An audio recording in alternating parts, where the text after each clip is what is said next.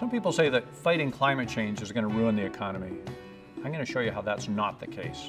It's just the other way around.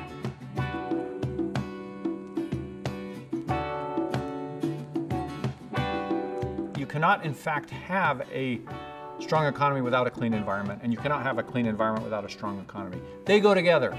They depend on each other. And there's proof of that all over the world. The Soviet Union had no pollution laws for most of the country, and their economy was terrible. They thought if we didn't put pollution control on our smokestacks, they'd save money, but in fact, they create these incredible healthcare costs. China's had the same experience. They've had despoilation of so much of their land, they'll never find ways to pay for it. Flip it around.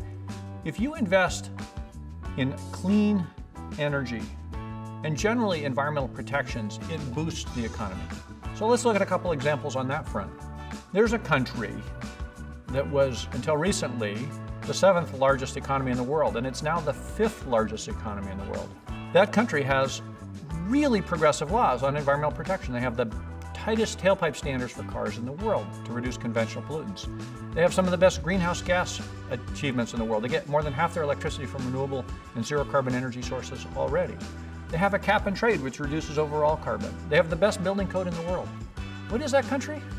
It's called California. And I know it's not a country, but it's a great example of what you can do. Starting in the 1970s, California enacted a series of standards to make refrigerators more efficient. And these standards drove the energy use in refrigerators down by 80%, which saves homeowners 80% of their cooling budget. That was a big number. It's a huge number. Another interesting thing happened.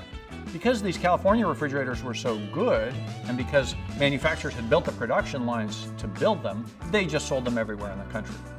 It doesn't make sense for a company to build one line of refrigerators for California and one line for the rest of the country. So they just chose the best. One of the lessons out of this is strong standards make strong companies. This is an absolutely crucial idea. You do not improve the economy by letting people create worse products. That's upside down thinking.